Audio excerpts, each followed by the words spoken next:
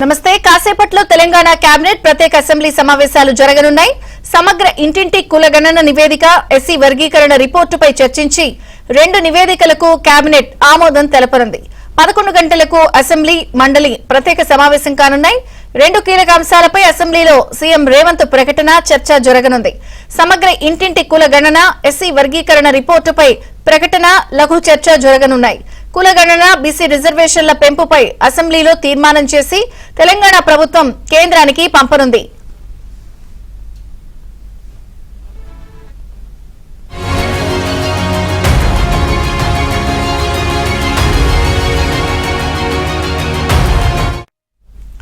కులగణన సర్వే నివేదికపై ప్రతిపక్షం, వివిధ సంఘాల నుంచి ఇప్పటికే భిన్నాభిప్రాయాలు వ్యక్తమవుతున్నాయి. దీంతో అసెంబ్లీ ప్రత్యేక సమావేశాలు వాడివేడిగా జరిగే అవకాశం కనిపిస్తోంది. స్థానిక సంస్థల ఎన్నికల్లో బీసీలకు 42% రిజర్వేషన్ను కల్పిస్తామని, ఎస్సీ వర్గీకరణకు అనుకూలమని ఎన్నికల మేనిఫెస్టోలో కాంగ్రెస్ పార్టీ హామీ ఇచ్చింది. కులగణన సర్వే నివేదికతో పాటు బీసీ కోటా, ఎస్సీ వర్గీకరణ అంశాలు ఒకేసారి శాసనసభలో చర్చకొస్తున్న నేపథ్యంలో అధికార ప్రతిపక్షాలు అస్త్రశస్త్రాలతో సిద్దమవుతున్నాయి.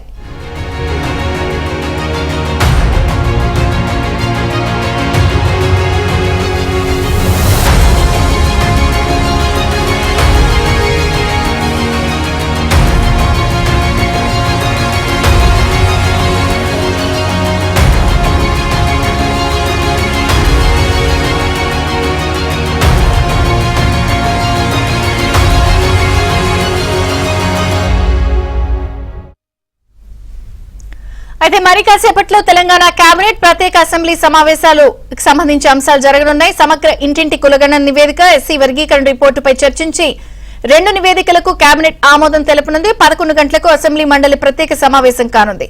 పూర్తి సమాచారం మా ప్రతినిధి నరసింహరావు అందిస్తారు. నరసింహరావు.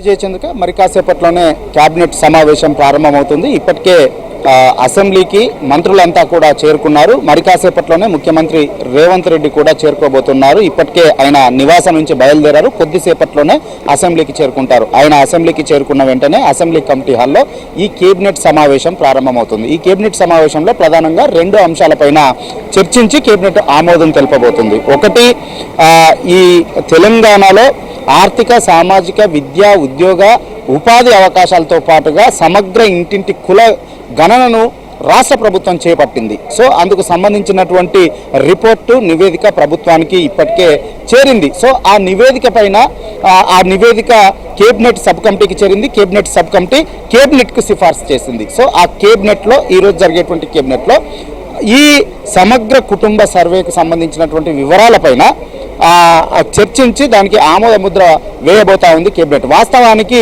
కాంగ్రెస్ ప్రతిపక్షంలో ఉన్నప్పుడు తాము అధికారంలోకి వస్తే స్థానిక సంస్థల్లో బీసీలకు 42% రిజర్వేషన్ను కల్పిస్తామని చెప్పి హామీ ఇచ్చింది. ఆ మేరకు కామారెడ్డిలో నిర్వహించినటువంటి సభలో బీసీ డిక్లరేషన్ను ప్రకటించింది. అందులో ఈ హామీని ఇచ్చింది. సో ఆ హామీ మేరకు ఈ రిజర్వేషన్ల పెంపు పైన కసరత్తును చేస్తూ ఉంది స్థానిక సంస్థల్లో బీసీ రిజర్వేషన్ల పెంపు పైన.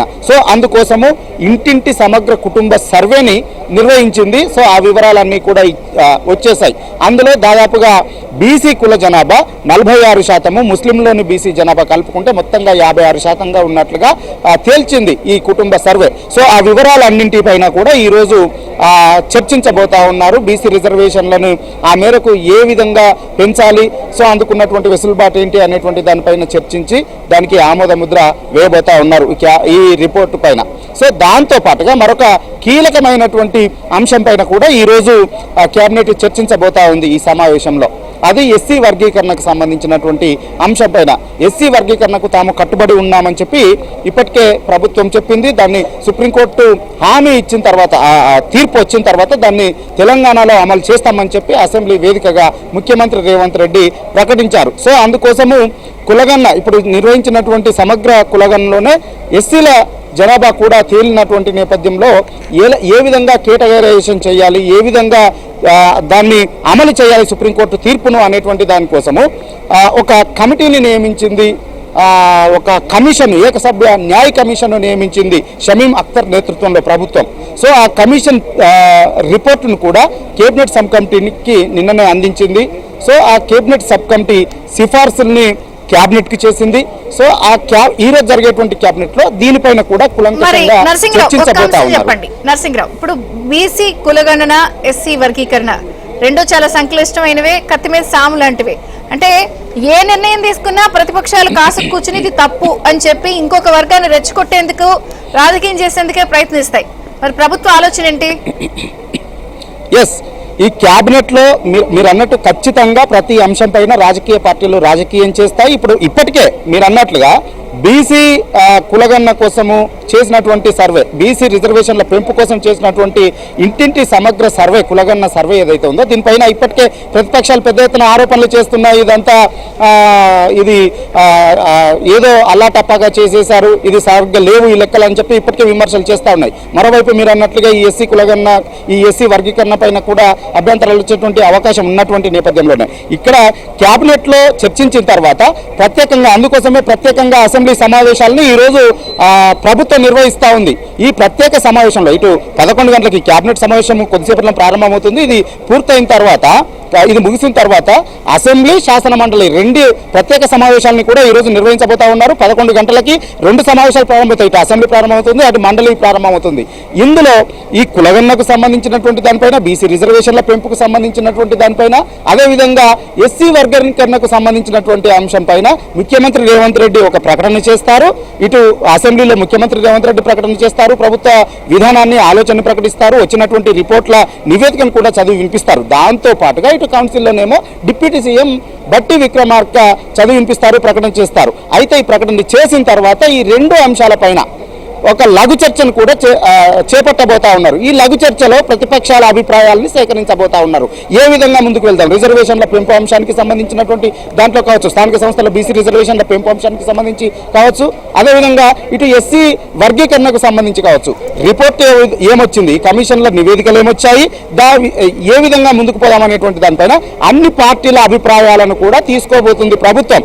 సో ఆ మేరకు వాళ్ళను కూడా ఇందులో ఇన్వాల్వ్ చేసి వాళ్ళ అభిప్రాయాల మేరకు, అందరి అభిప్రాయాల మేరకు ఒక నిర్ణయం తీసుకొని అసెంబ్లీలో, అటు కౌన్సిల్లో ఏకగ్రీవ తీర్మానాలు చేసుకొని ముందుకు వెళ్లాలనేటువంటి ఆలోచన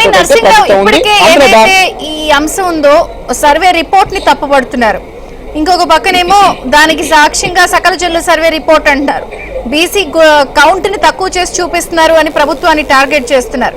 కానీ అది ఎక్కడ అధికారికంగా అందుబాటులో లేకపోయినా దాన్ని బూచిగా చూపించి ప్రభుత్వాన్ని టార్గెట్ చేస్తున్నారు. దీనిపై ఏమన్నా వివరణ ఇచ్చే అవకాశం ఉందా ప్రభుత్వం?